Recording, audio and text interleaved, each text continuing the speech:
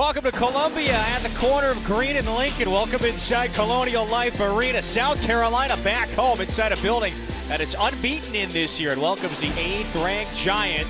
That's the Tennessee Vols, off to a 12-2 start this year inside Colonial Life Arena, and we are glad that you're with us. With Mark Wise, Kevin Fitzgerald with you. So here's Tennessee aiming to get off to a 3-0 start in league play, coming off a huge win a couple of days ago. Important to spotlight this man, Santiago Vescovi. Well, Vescovi had that shoulder issue in December, missed a couple of games. His first 2 games back were a struggle, but take a look at what he has done in the last 3, averaging 18 per, and has been sensational at the arc, 12 of 20. And speaking of a heater at the arc, check out what Chico Carter Jr. has done for Carolina this season. Over 50% from deep represents part of that quantum leap that Carter has made in production from last year to this year. All right, he was particularly sharp a few days ago on Tuesday in Nashville, went for 24 points. So maybe a repeat performance is critical today against a very disciplined and terrific Tennessee squad that's looking to get to 3-0 in league play. All about supporting the great freshman that we're going to see today in G.G. Jackson.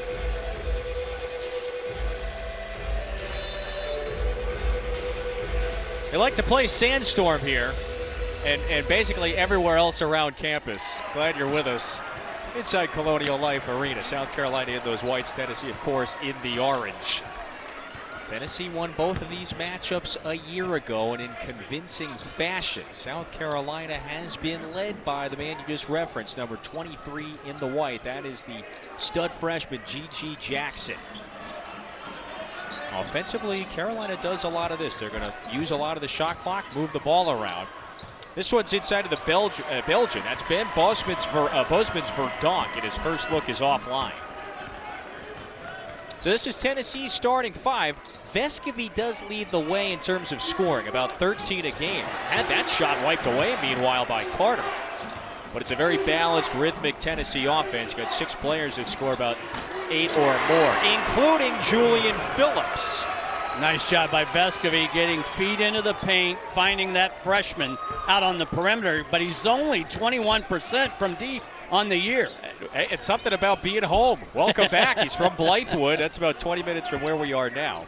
This is how Lamont Paris counters. He's the head man at South Carolina, and his starting 5 features this centerpiece, Jackson, who averages about 17 points per game, the second highest scoring freshman in the nation. One of the challenges for Carolina today, can they score deep in a shot clock possession? They don't score a relatively high amount on a per-game basis, about 66 a night. And Tennessee is this defensive behemoth. Olivier Nkamhoua for 3. Tennessee picking up exactly where they left off in that midweek win against Mississippi State. It was one of the finest shooting performances ever in program history. It was their highest field goal percentage.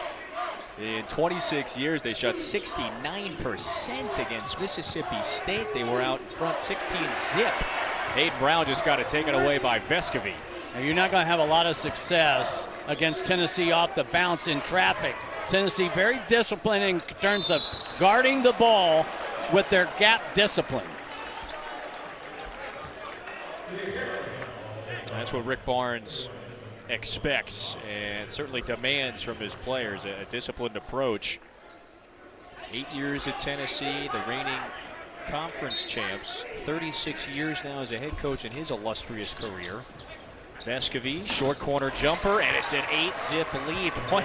This is deja vu. Right. It was 16-0 a few minutes into that game on Tuesday. Yeah, Plavsic made a basket, Key made a 3, Vescovi made 2 threes. All of a sudden it was 11-0 against Mississippi State. Similar start here this afternoon. Tennessee feeling itself, particularly this week. Very disciplined group. And so South Carolina has to certainly put together one of its top offensive performances, or just performances in general. Chico Carter, boy, he is better than 50% from deep this year, Mark. One of the things that Vescovi cannot do today, get into any kind of help situation with Carter on the floor and on the perimeter. Meanwhile, Plopchich hits the latest, and so Tennessee's 4 of 5 from the floor to start, up 10-3. This is Carter into the paint. Bozeman's Verdonk picks up the dribble. There's a whistle underneath, and Bart Lennox, I believe, whistles Tennessee on for the foul. Vescovy too far off on the ball reversal. That allows Chico Carter, who's now shooting over 53% from deep on the year. That is an unbelievable mark. It's not like he's taking maybe 2 a game. He's taking like 4 or 5 a night from deep. He's upped his career three-point percentage to over 45%. I'm pretty sure he's on the scouting report. Here's Michi Johnson. He's played some good ball of late himself. That's going to stay here after it ricocheted out of Kamwa's hands. Really important, I think, here in the early going for South Carolina to find some success offensively. They just want to be, Lamont Paris, he just wants to be the hang-around team. They certainly did that, nearly knocking off Vanderbilt a couple of days ago on Tuesday. Ultimately lost in overtime. And it wasn't a frustrated group, I would say, earlier today. Very confident, bouncy group at shoot-around. Jackson walled off nicely by Vescovy. Didn't let him get by, and he misses the turnaround fade. Fadeaway jumper usually comes up short. Vescovy, the floor general, finds Phillips. Vescovy now, aggressive attack with the right hand. Reverse lay-in is good, and Vescovy's off to a brilliant start. Adu gets an assist there in kind of a screening sort of way.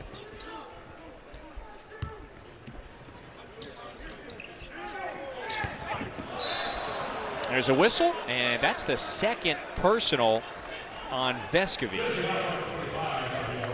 South Carolina down 9, and well, you pointed him out for a reason. Vescovy again makes threes, but he also has the ability to score at the rim. Tennessee, the visitors, off to a great start.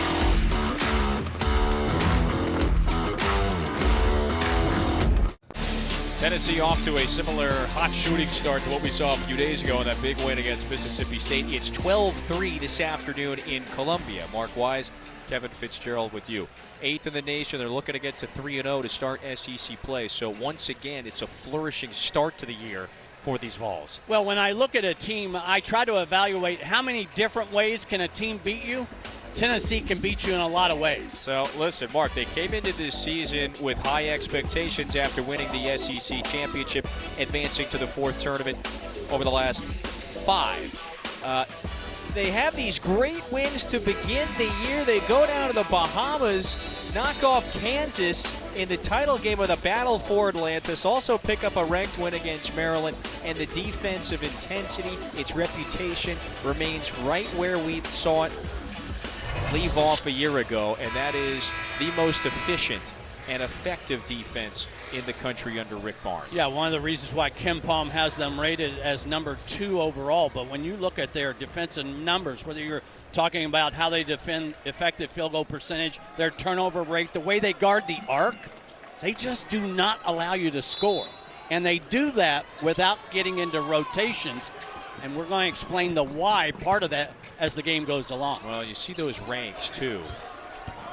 All top 10 of the country in limiting opponents in terms of their shooting, their scoring, and then they also turn you over quite a bit as well. Nearly right there. Josh Gray is the big man in the paint with the shot clock draining down.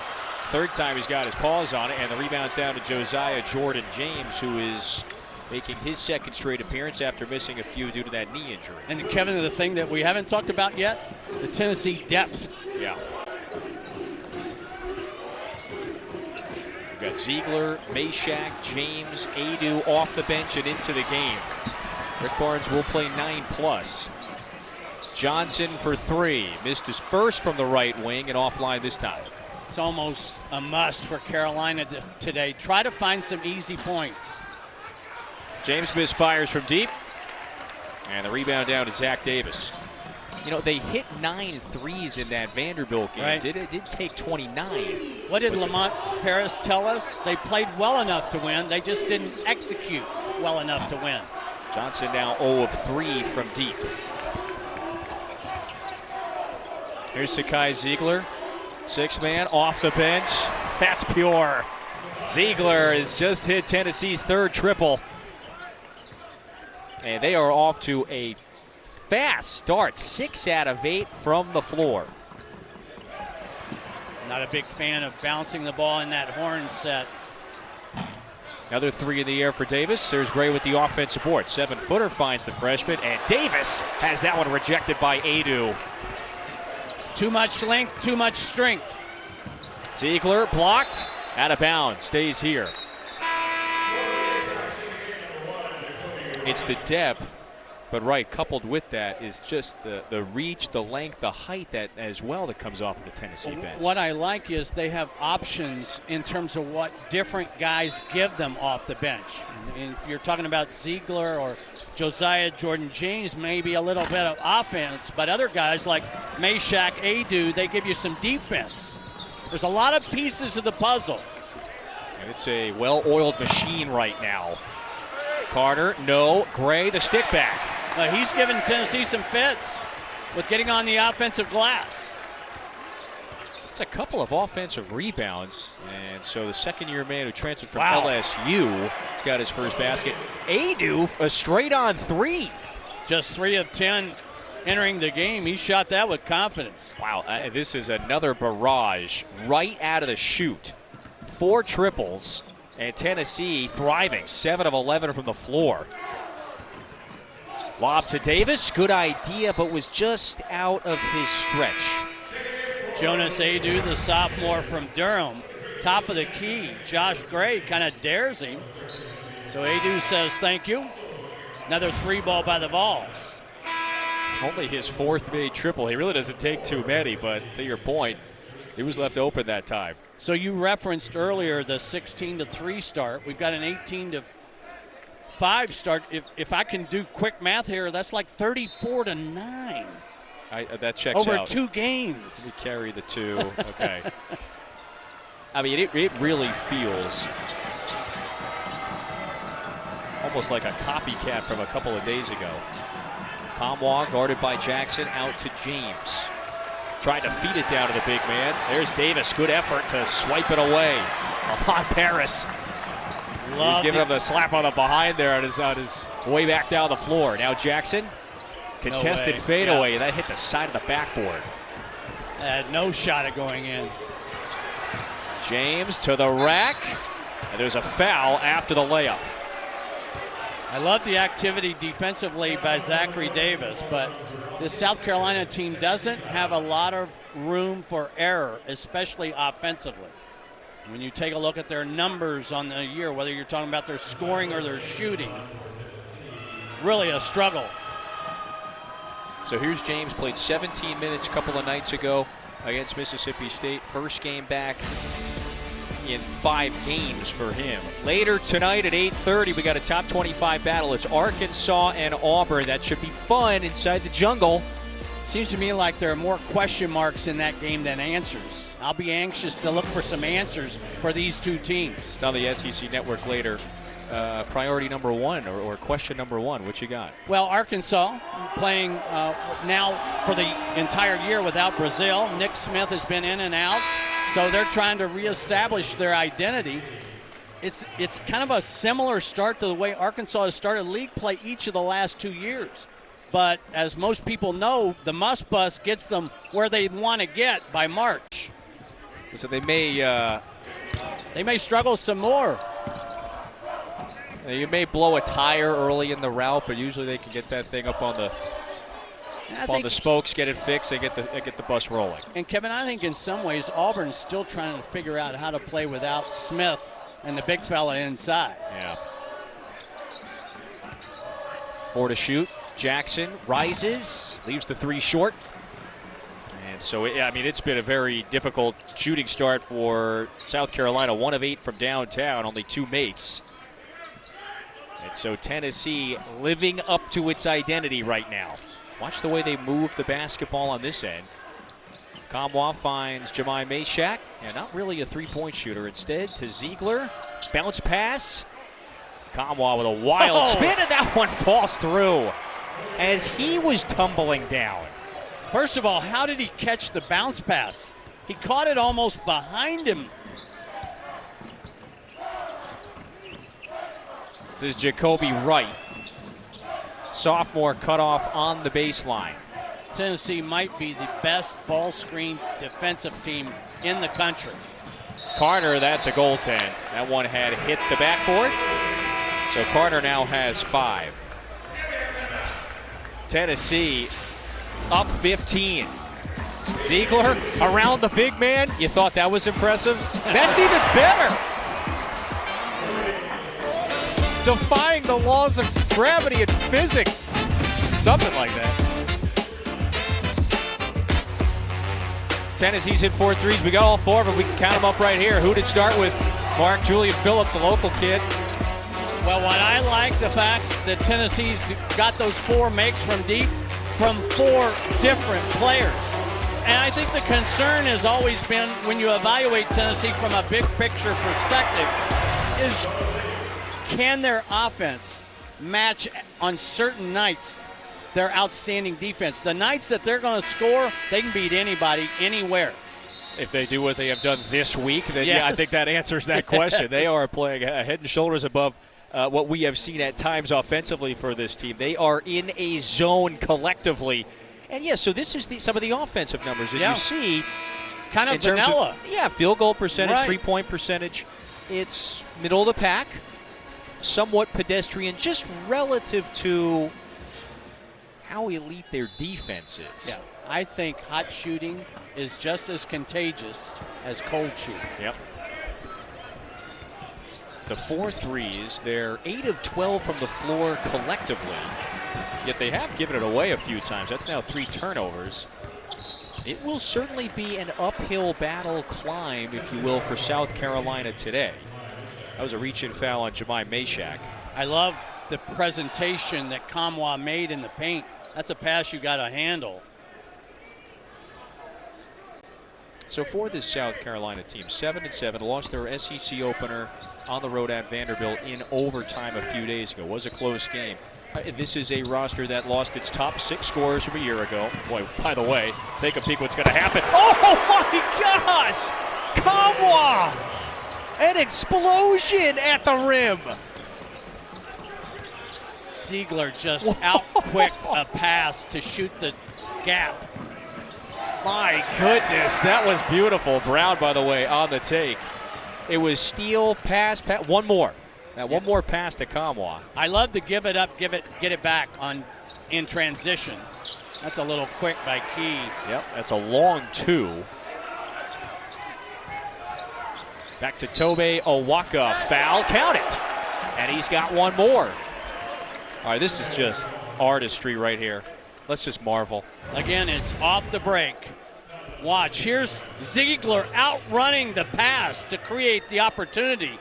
Give it up, get it back, filling the lane. Nkamhoua, get up on your trampoline. That's just brilliant stuff. You know, and when you hear Rick Barnes talk, he talks a lot about having success in our system. Right. You know, that system, it's unselfishness, it's great ball movement, whether in transition or just in half-court sets. It's the defense. You've got a whole bunch of players that seem to be completely bought in. I love the word that you use, the unselfish play, because Tennessee averages almost 18 assists a game. A high assist rate. I think they are number 2 in the nation. So past the midway mark of the first half. And Tennessee, they are tripling up their opponent here. Brown fouled on the way in. But Rick Barnes talked to us about the challenge of trying to guard Hayden Brown out on the perimeter, because his bigs have to do something they're usually not asked to do, and that's guard somebody who has the ability at 6'5" to put it on the deck and get to the rim or get fouled. Look, he's going with the Jon Snow haircut, season 5 and on. All right, it's a pretty good look. I don't know if we're getting the first few seasons. Drive and kick. And Johnson didn't quite know what to do that time, gets it ultimately back. Now Jackson looking for his first basket, barges right into Key, and he draws the personal. Offensive foul. Take another look. We talked about how good Tennessee is on the ball. See, I think that's a block, though. Feet are not really in the direction of the offensive player. I'm not sure he was in a legal guarding position. And so the arduous start continues for Jackson. Whistled for the personal, but 0 of 4 from the floor. Brown pokes that one away. Good anticipation on the run out. This is right, lines it up. That's long. Those rebound to Awaka. Those are the kind of shots that Carolina has to make this season, I think. And so 1 of 9 from deep. So they have taken their fair share of threes. Tennessee is only allowed, as we see the foul there, against, I think, Brown on the reach-in, his second. Tennessee's only allowed 2 teams to make more than 6 threes in a game this season. Now think about that. They've only allowed 2 teams to make more than 6, and both of those made 8. Colorado, and then the game I had over the holidays at Ole Miss. Ole Miss.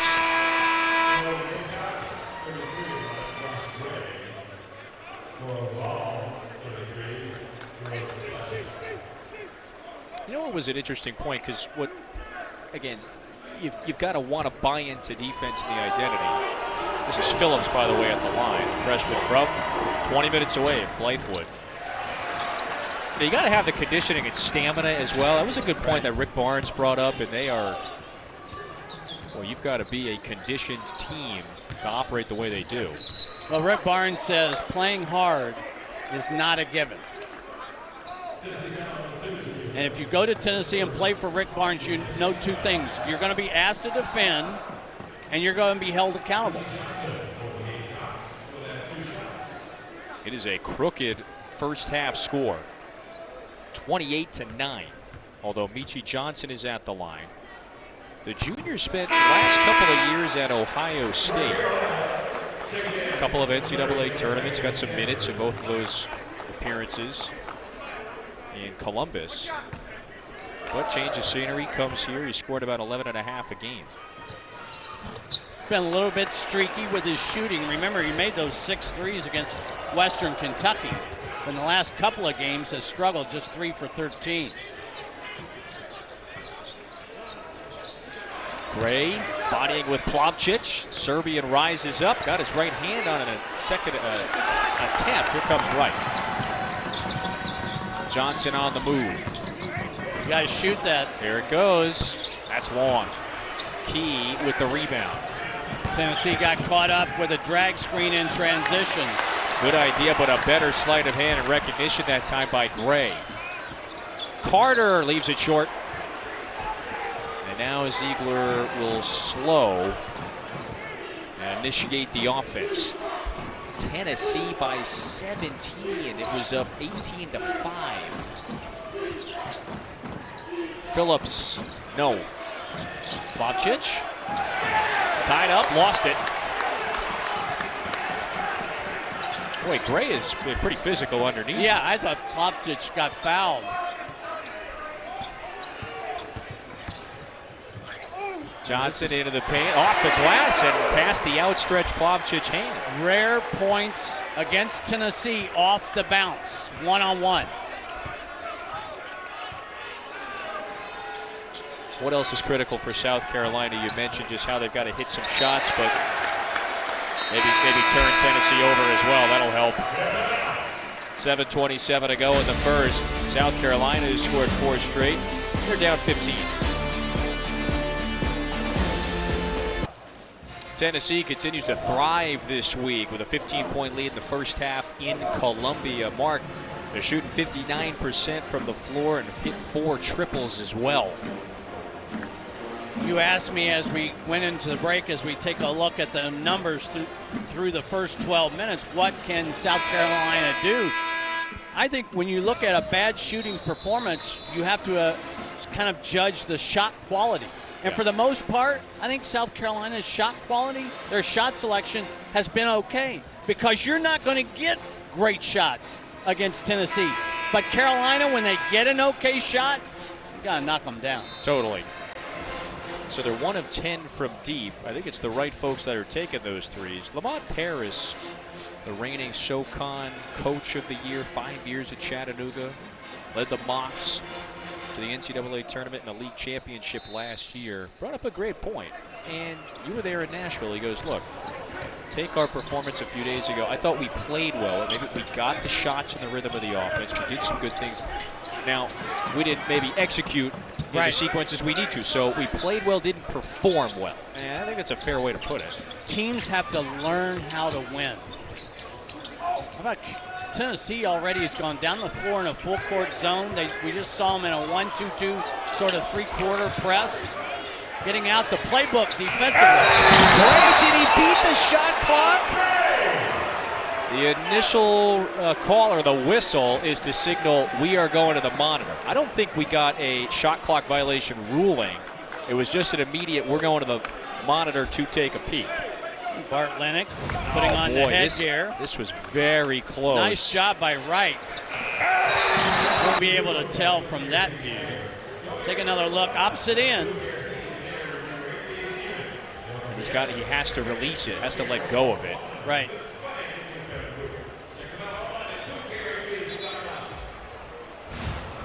No basket. No basket. So Bart Lennox says no basket. And maybe by, gosh, a fraction, half a second.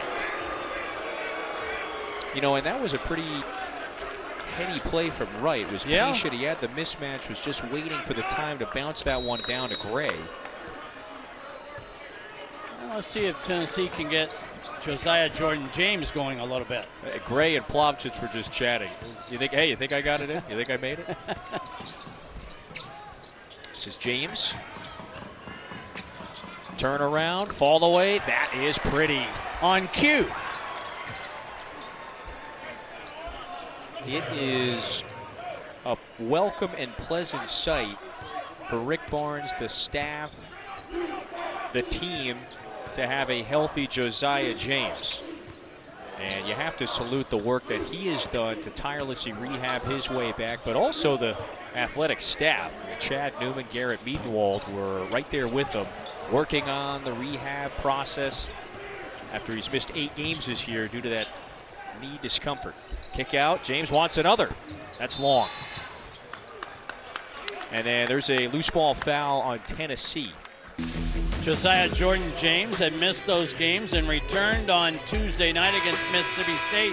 He actually missed his first 2 field goal attempts, so made 3 of 4 for the rest of the game, including a couple of 3 balls. Tennessee, when James has been on the floor, has averaged about 13 more points than the games that he missed.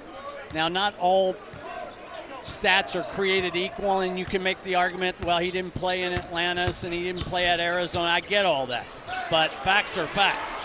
Another half-court trap. Nearly got the 5-second count.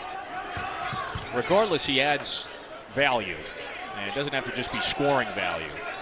17-point lead for the 8th-ranked Vols. Jackson was out of bounds. So a frustrating start for the freshman, who, Mark, he's got so much upside, he's got so much potential. Remember, he was a class of 2023 recruit, reclassified. He just turned 18 a month ago. Yeah, he's playing against guys 21, 22, 23 years old, so he's almost playing up 2 different age groups if you want to think of it in AAU terms. Or Tennessee's post-pass and their post-passing a little shaky. Yeah. Bailed out by the Gray foul that time. And the bottom line is G.G. Jackson's going to be a marked man all season long. He's going to draw everybody's best defender with length because he himself is 6'9".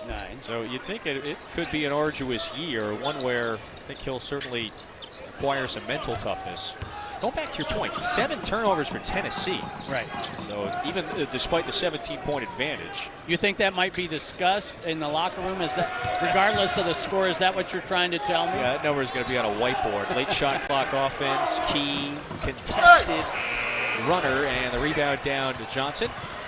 Or pardon me, up ahead to Johnson, and he lays it in this time. Poor transition defensive rotation that time.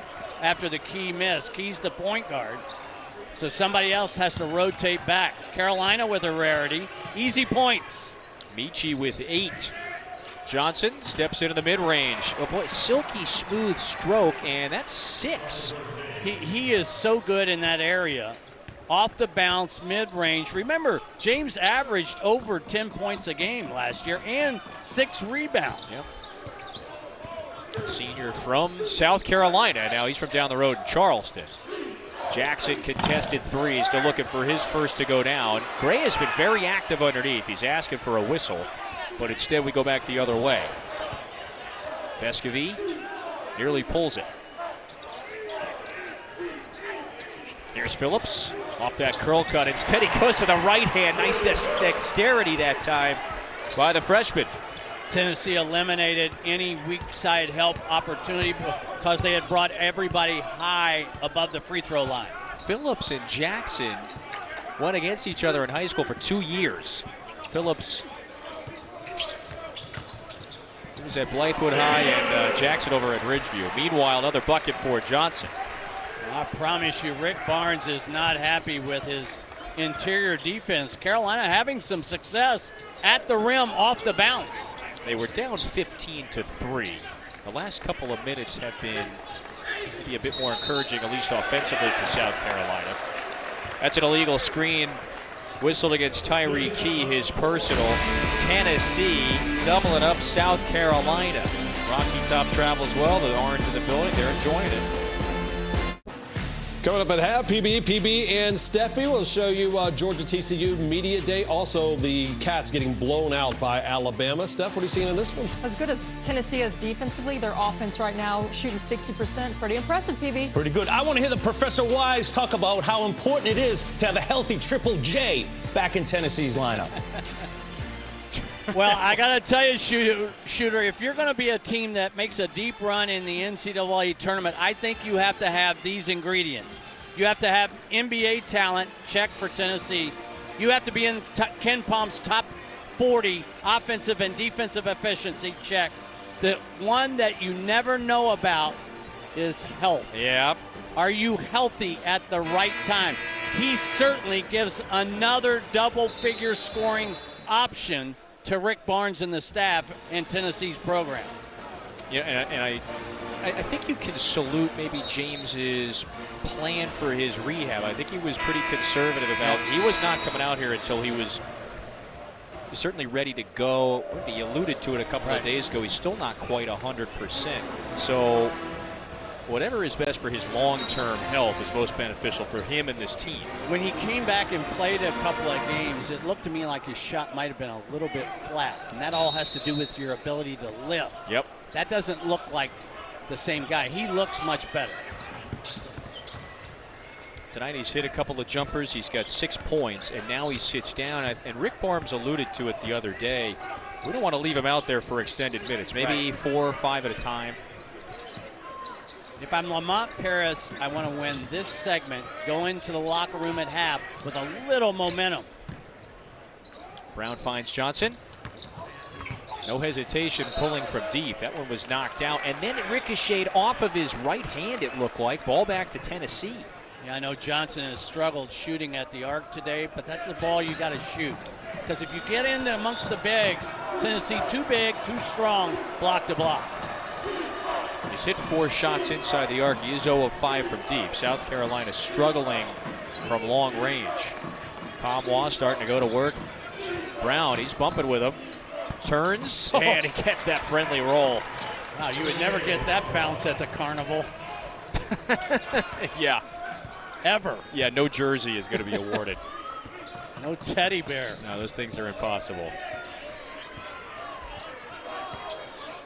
2:20 to go. South Carolina, again, began the game down 15-3. It was just a barrage of efficient shots from the Vols that gave them a huge lead early. Watch this. Kamwa isolated, gets into the paint. Watch this hit the back and just kind of deaden and fall in. I have never made a shot like that at the Carnival, ever. I feel like we need that elasticity thing to measure some of those rims. Oh, Johnson has to just, boy, he had to chuck it up. I thought it was going in. It did hit the rim with 1 second to go on the shot clock. Good recognition. That was a wild one. Mashack rises from 8. Rebound to Johnson. South Carolina on the move. Right. Sidestep. Ziegler read it, but he's whistled for the personal. And that's Ziegler's first. And Wright is headed to the free throw line for a pair. I'm a little surprised that South Carolina's had the transition success and opportunities that they've had in this game.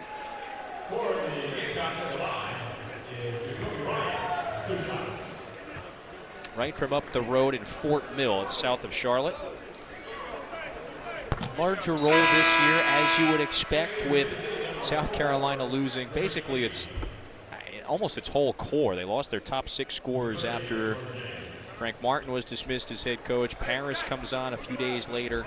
So there is quite a bit of a transition phase right now. Some younger players taking on larger roles. Paris had to recruit the portal. Gets a bright spot in G.G. Jackson, flipping from UNC to USC. Wright missed all 5 of his shots at Vandy, so it's always good to get to the free throw line. See the ball go through the net. Nadeau bumping into Bozeman's Verdonk. Contested jumper, and another one falls through. Tennessee getting the friendly roll this afternoon, and they're doubling up the Gamecocks again inside of 90 seconds. How about Nadeau giving a lift off the bench? Reverse layup. Johnson goes tumbling after the miss. Numbers. Yep. 5 against 4. Who's running? Nadeau finds Kamwa, tips off his fingers. He wants it.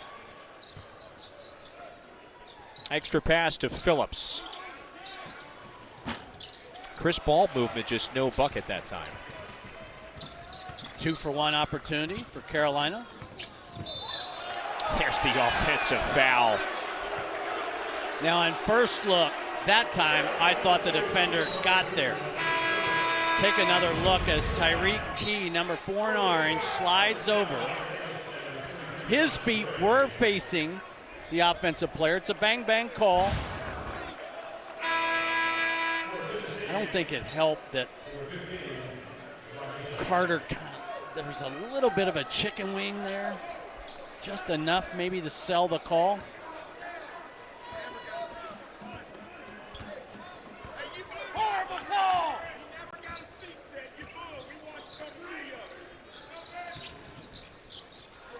Kamwa fadeaway, that's pure.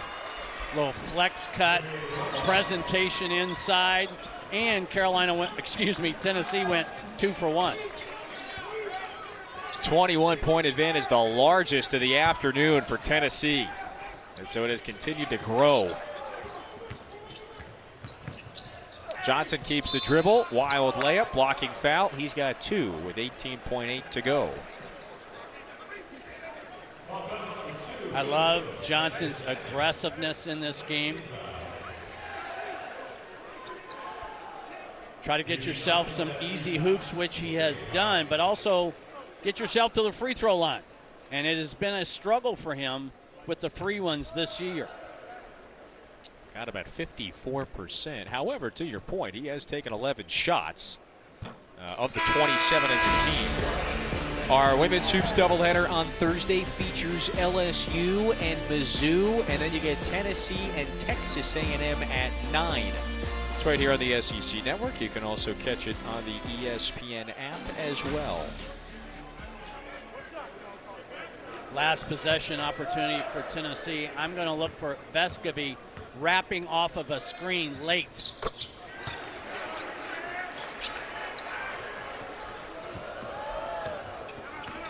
He may call the timeout, and he does. So Tennessee can diagram something up for the final 15.5.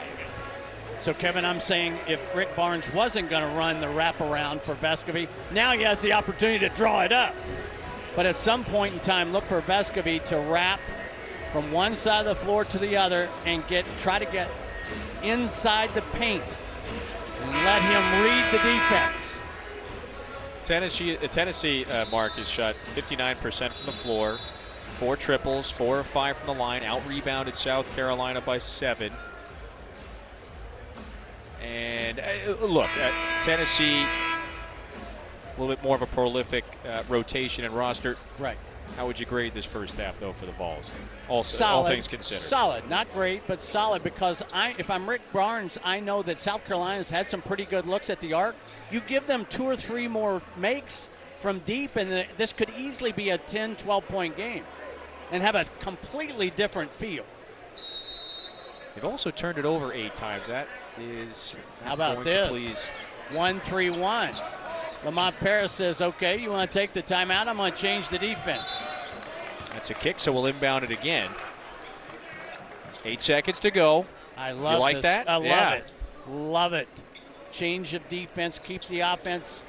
I promise you, they did not draw up what to run against the 1-3-1 and the timeout. So now Vescovy inbound. 7 seconds.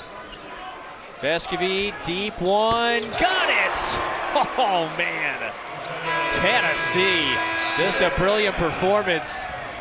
And Vescovy giving a little extra look to the fan he just knocked that one down in front of.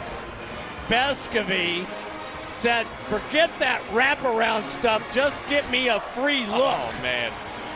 Largest road halftime lead under Rick Barnes in his 8th year as the head coach. So halftime here in Columbia. Let's go to the studio in Charlotte. Thank you, Kevin. Welcome to the SEC Halftime Report. Vols rolling right. We welcome you back to Colonial Life Arena in Columbia, South Carolina. An uneven first half. Tennessee with a 22-point lead with Mark Wise, Kevin Fitzgerald with you. So Tennessee unequivocally, incontrovertibly flourished offensively in that first half. Well, when you make 63% of your threes and 60% of your twos, so many good things happen, whether you're talking about getting it in transition or out of your half-court sets. The Vols got production off the bench. We got to see the creativity of Vescovy, and then closing the half, Vescovy from Irmo knocks down the 3-ball. They don't have bad restaurants up that way, but where you went last night was not bad, Blue Marlin. So and then the stare down after that 3, I certainly appreciated. Tennessee, a crisp 61% from the floor, 5 of 8 from deep. And you see on the other side, 1 of 13. Tennessee was from beyond the arc. And so Tom Sokoviak, he's the great SID at Tennessee, alerting us that the Vols in 5 halves of SEC basketball have held their opponents to 23% from beyond the arc. That seems like a good number. It's impossible to sustain that, and yet here they go. They're going to at least keep trying. Vescovy feeling it after hitting one right before the end of the first 20 minutes. And there's Olivier Combo just quietly and ever so quietly, he's got 13. I love the set that Tennessee ran because they tried to get Kamwa on the lob, and the back end part of that was setting up Vescovy. Hayden Brown with the first make for South Carolina in this second half. So what does Lamont Paris look at here in the second half? I think he's just searching for an offensive flow. It may not help win this game, but it might help win a game down the road. Just to generate confidence moving forward. And look, we still have 19 minutes to go. Not to suggest that this lead is by any means totally insurmountable. Third foul on Hayden Brown. And Tennessee inbounds in front of his bench.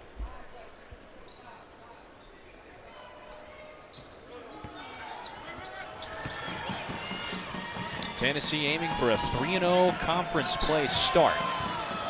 Kamwa and Brown have battled. Boy, he just has a brilliant touch around the rim, and he seems to only get better. That's now 15 points for Kamwa. His offensive game has totally expanded in his senior year. Yeah, he's in a mismatch situation because Hayden Brown is being asked to guard guys that are much bigger than he is. One of the reasons why Brown has been in foul trouble so many games for Carolina. Well, Brown, what is he? 6'5", that's it. Yeah.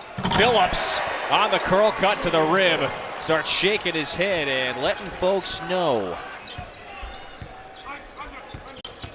5-star McDonald's All-American, spent a couple of years at Blythewood High, then transferred away, did that one prep year in Missouri, and here he is in Tennessee, back in his hometown. Half-court execution, 3 guys going in 3 different directions.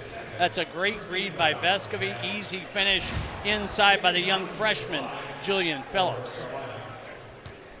You know, Kevin, before I forget it, you know, we've got such a unique feature to our game today because Benjamin Bozeman's Verdamp, who's starting here in the second half, he's on the free throw line. He's in his first year of law school.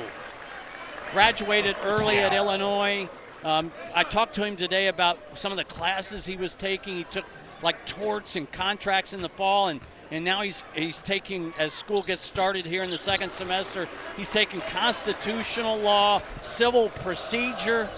I'm sure that's what you did, right, in your 4th year of college? We need to get Esquire on that little graphic there. It's a great story. We need more of those kind of guys. Yeah, he is certainly wired, I think, a specific way. It's astonishing to listen to his schedule on a daily basis.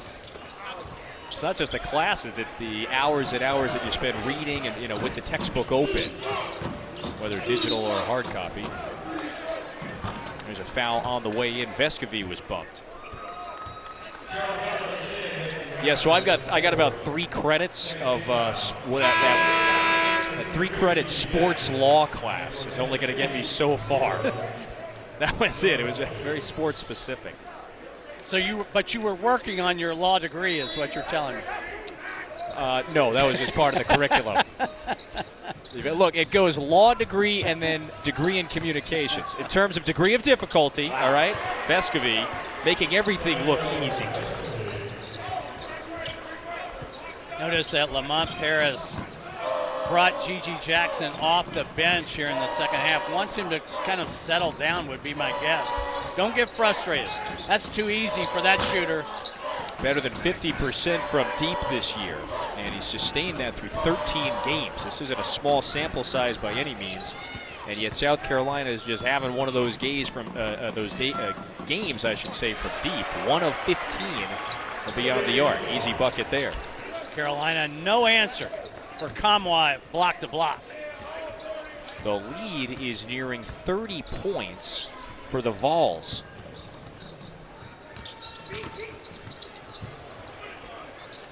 This rolls to Jackson. Johnson, a deep pull. Got it. That's good to see if you're a Carolina fan, not only from Johnson's perspective, but just find a little offense.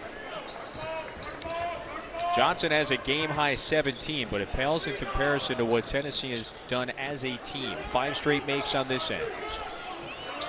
Adu looking for Key, off the screen. That 3 is way off. Kamwa saves it, shot clock didn't reset. Key missed everything, so he pulls again. Yes! Tyreke Key would not be denied. That's that old almost have a turnover, create a 3 play. Yeah, that's... Where is that in the game plan? Yeah. First basket for Key. Davis open, not really a scorer. Johnson forced to let it fly once again. Tennessee, just extraordinarily efficient. 64% from the floor. They're nearly replicating what they did a few days ago. Yet the turnover gives the ball to South Carolina when we come back. After a near turnover, things going well for the Vols today. Tyreke Key knocks down the 3 ball. Vols rolling on the road.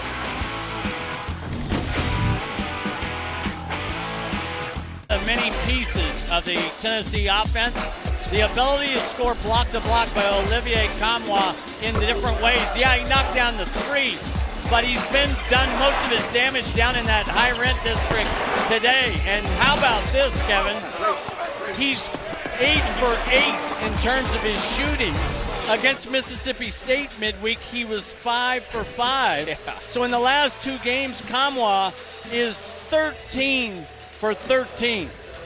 Goodness gracious. So I credit, thanks to Rob Walton, our statistician, for having the page open, by the way. The last time he missed was a year ago. I could get to do that old thing because the last time he did miss a shot was against Ole Miss, December 28th.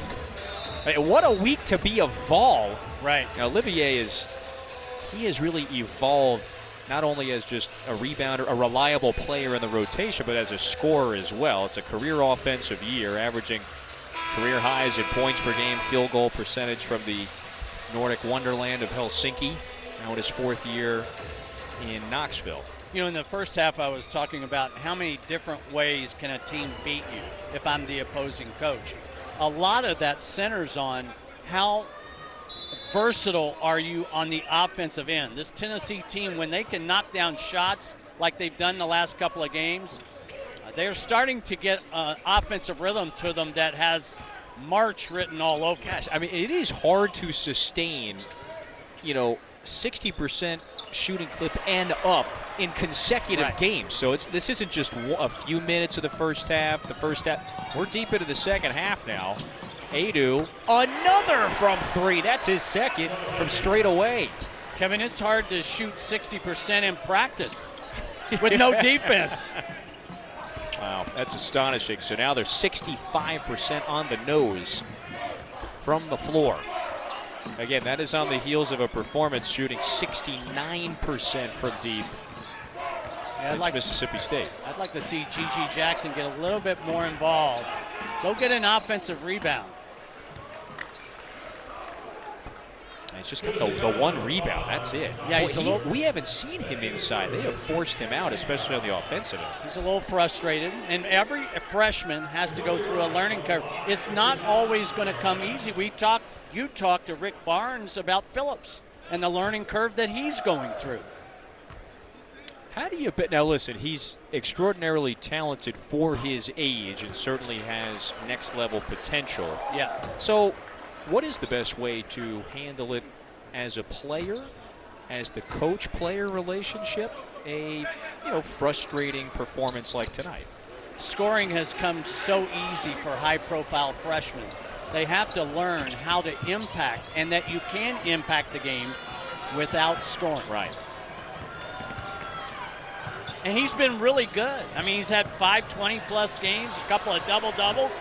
He's actually shot the ball better than I thought he would at the beginning of the season. He's made 2 or more threes in a game 9 different times. So all of his numbers have been outstanding. But now he's into league play. The teams he's playing have the same length and strength as he does. He'll have to adjust. Part of the learning curve. Bar has raised. Meanwhile, on that other end, brilliant ball fake by Vescovi. Did everything correctly there except make the bucket. After a walk missed, here's South Carolina. Pressure. Yeah. They smothered the freshman Ziegler. Lob it up. Adu, it does go down. Anticlimactic looking alley-oop. Gray collects. Swarmed. Lost it himself. Out to Johnson. Jackson. This could be the first. Down and out. Vescovi with the rebound, and the Uruguayan now has 3, so just a classic Vescovi game. He's got a few boards, 4 assists, the 9 points, a couple of steals as well. Now he lets it fly from way out there. Connects. He is in the zone. Rick Barnes, when I had the Ole Miss game, Rick Barnes told the story when they played Austin Peay before Christmas. Vescovi had come back and had not shot the ball from injury and come back and for 2 games did not shoot the ball well. And even in a blowout game, they decided to leave Vescovi in the game so that he could make some shots. Yeah. Well, guess what? He's been a completely different player since that game. So now he has 12, and you're right, the last 3, he's averaged 18 a game. And we still got 13 plus to go in this one, and Tennessee is up by a game best 34. Ford Cooper Jr. off the bench getting his first minutes. Johnson improvising now. See if Jackson can get a close range look. Instead, relies on that jump shot. He's had to rely on the jump shot, almost exclusively today. Might have 1 look inside the arc. He's 0 of 7 from the floor. Or inside the paint, I should say. Ziegler, hesitation, the blow by, and the reverse, followed up by Awaka. Awaka on the offensive glass, he's just a menace. Good-looking freshman, just needs some minutes. So why would Tennessee run a little half-court trap in a game like this? I think they're looking down the road. Can it be part of their defensive repertoire moving forward? Yeah, valuable reps, even in a game that's as crooked as this one. Now, and we certainly expected, we knew coming into this game, Tennessee, a little better season, maybe a little more of a complete roster. Right. Relative to South Carolina. Tennessee is so good defensively, and when I take a look at teams, I think you have to have certain ingredients. And Tennessee has a lot of these ingredients. You have to have great team speed. You have to have great length. You have to be able to block shots in multiple positions, and then you've got to have the commitment. I don't care if it's zone, man, mix. You've got to have that commitment. Well, Tennessee, when you start evaluating, they've got a lot of those boxes checked.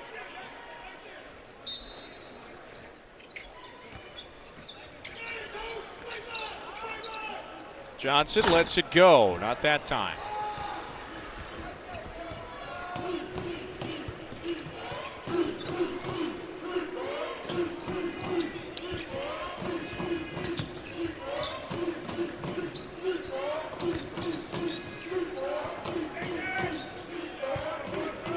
Awaka, right-hand hook shot. James got his hands on it, was trying to tip it back. Now it's Mashack. James falls, an awkward spill, able to get up though. Oh, he wants it. No. Yes, No. Josiah Jordan James. 39-point advantage. Keep the ball alive, but go to the deck, get up and spot yourself at the arc. Pretty impressive. Ziegler picks Johnson's pocket behind the back. Now it's sauce time. Oh, come on! With the hammer. Oh, man, it is just a barrage and avalanche of highlights right now. First the steal, which leads to the run out, the lob and the finish by Adu, and then on the opposite end, it is moving on. Kamwa at the rim.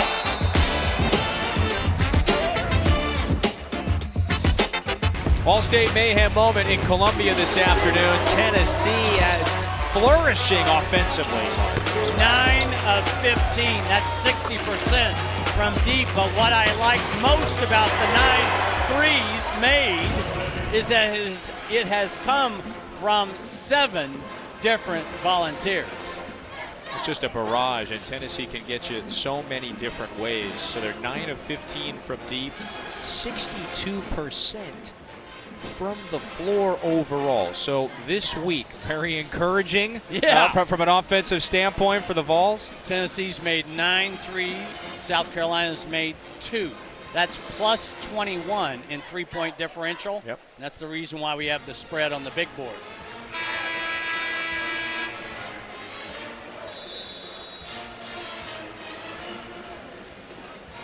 The year started with some lofty expectations, as you would imagine. Tennessee brought back a lot from a 27-win team a year ago, won the SEC tournament. They were right there in the thick of things for an SEC regular season title. So, they start the year 9-1. They win the battle for Atlantis by knocking off the reigning national champs to claim the championship in that title game. They go to Arizona, play a very competitive game, lose to the then 9th-ranked Wildcats by 5. But they have come back and won 3 straight since. I mean, look, there's no doubt this team is very much in the running to win the SEC. Now, this is when you start to maybe imagine what the ceiling and how far that ceiling can maybe keep rising beyond just league play and once we get into March. You had the game at Arizona. How did you like the atmosphere in the McHale Center? Oh, man. Yeah, that was brilliant. Listen, I think so when you walk into that place, you might be down 5 already. And that was Ended up margin being of the difference. defeat. Yeah, that was the margin of defeat. Josiah Jordan-James leaves that one short. Everybody, hey, when he falls down, listen, watch that knee, everybody.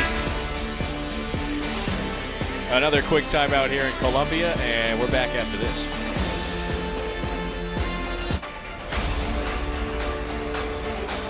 College Football National Championship game is in LA. Yeah, inside that behemoth that is SoFi Stadium. All the coverage right here on SEC Network. It started at 8 a.m. with Marty and McGee. Remember, SEC Nation at 6. We got the hometown radio call, all that good stuff. So it's right here on the SEC Network. So, Mark Wise, we got a great battle. We had some brilliant, I'm overjoyed by how brilliant our semifinal games were. So, we're making our picks. Who are we selecting? I'll let you go first in the national title game. I think in college basketball, if you want to win it all, somewhere along the way you have to catch a break. The basketball gods have to smile on you. I think the same is true in football. I think they've smiled on the Bulldogs. I think Georgia goes back-to-back. Nice job with the eye black there. It was a great comeback. So we started with Ohio State. They kind of blew it. Like you said, the gods maybe favored Ohio State. Then there was Michigan. Who would have thought that this was the best part of Jim Harbaugh's week? I was thinking Georgia for a second, but I think I've got to stay with the fear the frog, the momentum behind TCU. Really? I'll show you in a second if I get this thing off. I'm going with the Horned Frogs to keep the magic going. Listen, you never know in what way that they are going to come out on top. They just find ways to win. Let the battle begin. I think it's going to be a pretty terrific. We got the 2 great semifinal games, which were terrific. We really have not had a semifinal day that featured 2 quality games going down to the wire. So many They were dynamic fabulous. plays and moments. Oh,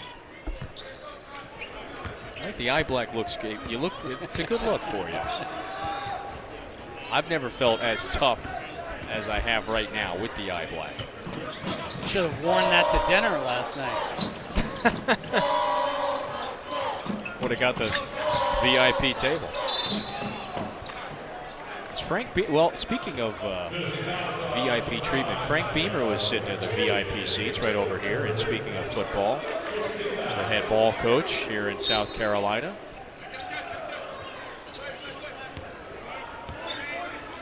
Back-to-back bowls for the Gamecocks.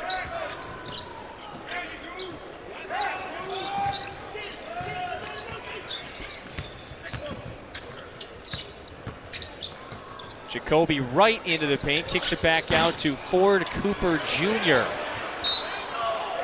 Great effort that time by Bozeman's Verdonk. That law school guy. By the way, so he's from Belgium. He did not come over to the States until the summer of 2019. That was heading into his first year at Illinois. Right. 3 years there. And in 3 years, he got his bachelor's degree. He played 261 minutes, so a limited role in 3 years at Illinois. He's already played 244 here at Carolina. Josiah James is just feeling it today.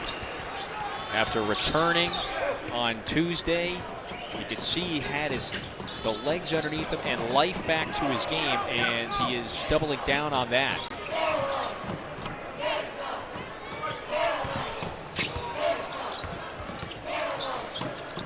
South Carolina looking for something on this end, and it comes from Jacoby Wright. Yeah, Wright has been a struggle at the arc, just 27% on the year. Shot that one off the bounce with a little confidence. I think he's a guy that's kind of searching for a role.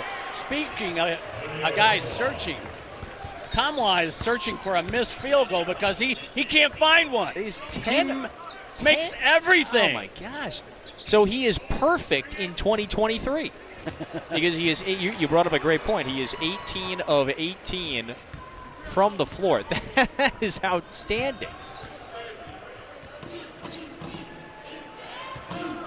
Now he knows that, right? He knows he hasn't missed today. That's in the back of his Probably mind. not. Probably not. Ziegler, easy little slither into the paint, but he blew the layup. You don't think he's aware of that? Right, contested leaner? No. No, I don't think he's aware. I like the play by Wright, though. Off 2 feet, just didn't make the shot. Kamwa, meanwhile, is 1 rebound away from a double-double. Vescovi gets the big man in the air, rises, had that one contested, and there's the double-double. That's 10 boards for Kamwa. Tennessee has been up big. Capital B-I-N-G. Vescovi hypnotizing the defense. Ziegler, not that time. The tap back from Phillips, no go. And so, yeah, Mark, you brought up a great point. The 5 out there for Tennessee. Phillips, James, Kamwa, Ziegler, Vescovi. This is their A lineup in a sense, not wasting the opportunities that are remaining in this game. It has been a one-sided affair. The 8th-ranked Vols have been up big all evening. This, their second largest lead. They're up 43. 7:15 to go in the second here in Columbia, and Tennessee has a gigantic 43-point lead. So, a bunch of games have gone final today, so these are Mark Wise's SEC teams to watch. We start with now the 3-0 Alabama Crimson Tide. I have Alabama on top simply because that road win at Houston is better than any win in the country. Brandon Miller, if you haven't seen Brandon Miller play, shame on you. I have Tennessee second, obviously, with what we're seeing today. I think speaks to the volume and the high ceiling that the Vols have. Third, there's a lot of question marks around Arkansas with Brazile being out of the lineup, with Nick Smith being injured, but in the must-bus, I believe. The fourth team I have, Missouri. The Tigers, I think, are the biggest makeover team in the country from a stylistic point of view from one season to the next. And Kevin, if you're asking me who's fifth, I have no idea. If you're asking me who's 6, 7, 8, 9, I have no idea. You abstain. Abstaining from 5 and on. I think it is a complete mess right now. And this is why this time of year in January, you start to see how some of these teams stack up against one another, where we possibly could make some of those assessments. There's Johnson on the run out. So let's go back to Alabama for a moment. The win at Houston. The win on a quote-unquote neutral court against Gonzaga. You have the win against, still a very quality North Carolina team. Michigan State. The lone loss is already UConn and, Gonzaga was the second loss of the season. Right. UConn is the only team in Ken Palm's top 10 on offense and defense right now. The only team in the country as we take a look at the SEC teams that are in the top 50 of the net. And I think on any given day, whether you're talking about the 5th best team in this league, it might be Mississippi State, it might be Auburn, it might be Georgia, it might be Florida, it might be Texas A&M, it might be LSU. Now I know why you don't want to answer. I get it. Did I leave anybody out there? This is Trayvon Minot, the native of Montreal. Limited minutes in games in his 3 years in South Carolina. Remains, though, in a Gamecocks jersey after the coaching change.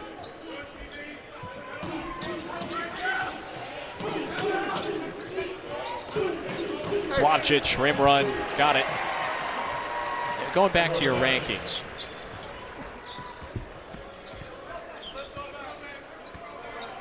Just going back to your list, does Missouri have the talent, the roster, the rotation to maybe crash that top 3 party in a sense? I don't know that.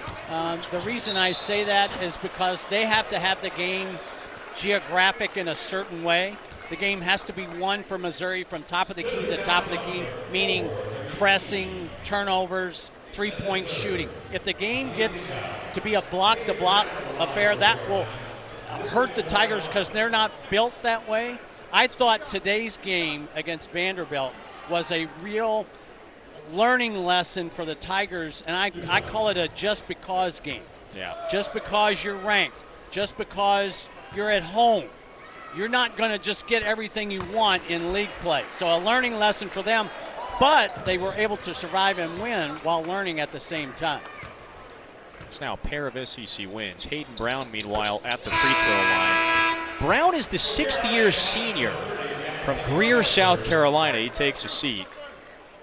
The Wiley veteran. So he does an interview with Steffi Sorensen before the year, and he goes, they have actually called me Pops in practice. He goes, I'm not even that offended by it. He's kind of leaned into that leadership role. Vescovi, a rare miss tonight. Plavsic had that one blocked. Davis with the effort to swat it away, but he also took a whack to the face. And so Vlad Tedal stops play. Zachary Davis got caught up inside. Take another look after the miss. So there's the rejection. Oh. Plavsic on the way down. Pretty obvious there was no intent. The split lip still hurts. Coming up on the 5-minute mark. It's been all Tennessee. Got out to a 15-3 lead, much like Tuesday. Meshack blocked by Davis. So, boy, he's just a freshman. Paris has really enjoyed the effort that he's played with, and you can see the athleticism there. A pair of blocks in that one sequence. Davis so bouncy. He'll learn, though, that if you're going to use your dribble, go somewhere. How about that? Daniel Hankins Sanford, the first time we've called the freshman's name from Charlotte. First three-point make of the year. Yeah, 0 of 4 coming in.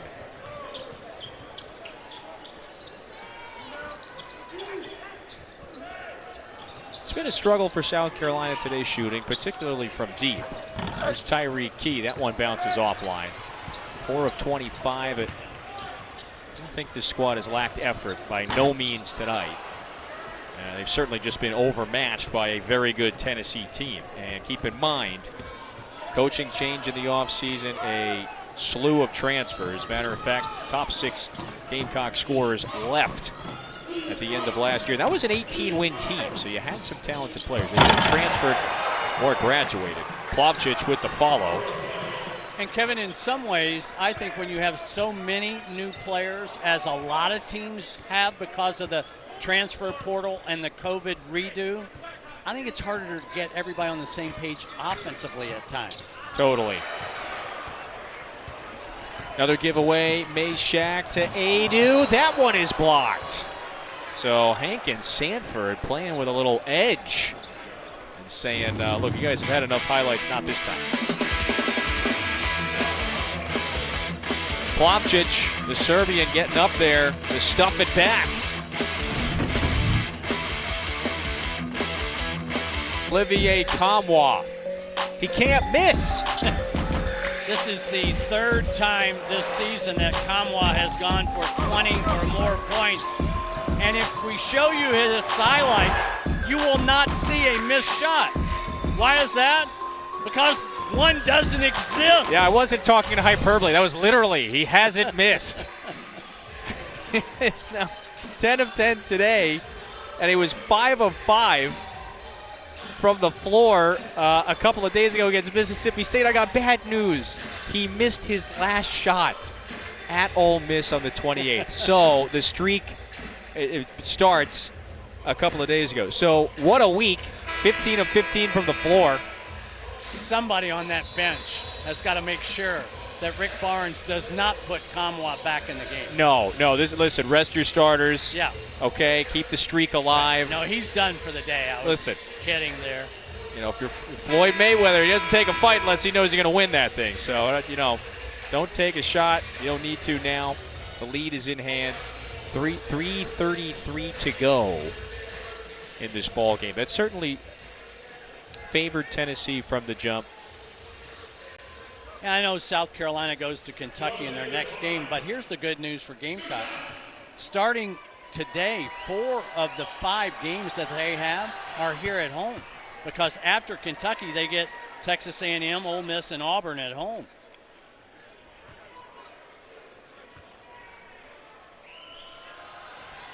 Arduous day for the Gamecocks.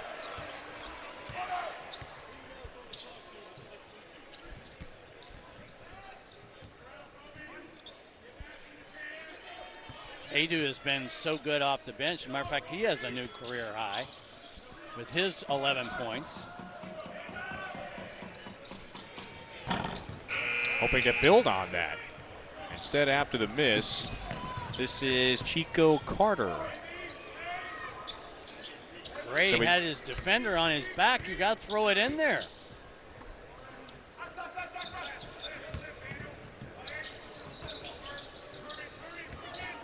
South Carolina running some stuff. Hank and Sanford with the jab, now starting to back down Mashack. The guard rises to block it. He was waiting for him to turn. Mashack takes such pride in his defensive game. Boy, yes, he does. Thanks to Tom again. Go take a peek at great article Rocky Top Insider did on Mashack and his effort, his intensity. He buys into being the heart and grit and gutsy player out there. Adu with the shot clock winding down. Okay, so now the career high 13. Mashack said the best number in the game for him is 0 because he wants to hold the guy he's guarding to 0 points.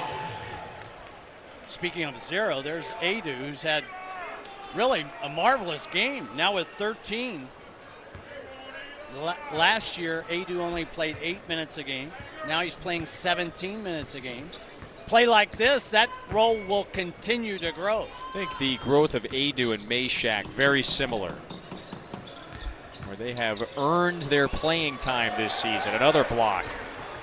Adu,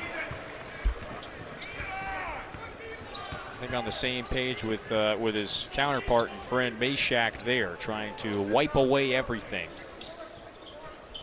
So Tennessee led by as many as 44 in this game. Got up by, what was it? Had a 15-3 lead a few minutes into the game. Another putback. That one's there for Adu. And this one has been all Tennessee from the jump. Next, remember, Texas A&M LSU coming up here on the SEC Network. Damian Fishback, Dave Neal. Yeah, out there in College Station. I'm sorry, Mike Morgan. Pardon me. Thank you for correcting. I'm here for you. You can, yeah. You're going to help me with Don't worry. dinner ideas. Don't worry. No shame. Columbia. You could have corrected me and let everybody know about it. That's fine. You picked TCU. So you're taking pity on me. Isaiah Sulak is into the game. Here comes Colin Coyne as well. Kevin Adu takes a seat. Nice work from the sophomore today. Max Duggan, the quarterback for TCU. Oh, yeah. If I get in a scrape somewhere, I want him close by. Yeah, him, not me. Yeah, Yes. that I would not be offended by at all.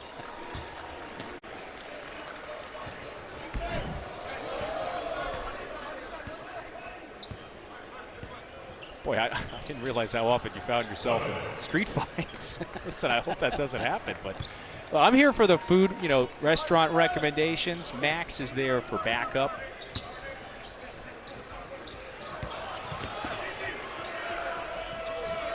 And if I'm one of these subs, I am letting it fly. Sulak.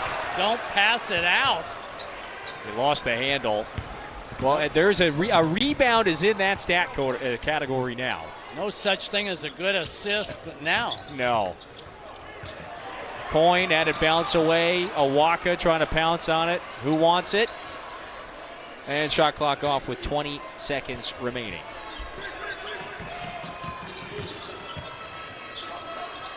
Right? Off balance fadeaway? No. So Tennessee can now let this thing drain away. And just a thorough dominant performance by Tennessee. 85-42 the final. Tennessee has now held an opponent to under 50 points for the 9th time this year, and they were pretty consistent throughout. Yeah, they held Carolina to 21 points in each half, but when you shoot the ball so well, good things happen. So we go to the studio now after Tennessee's huge win. Peter, Pat, and Steffi standing by. Go ahead, guys.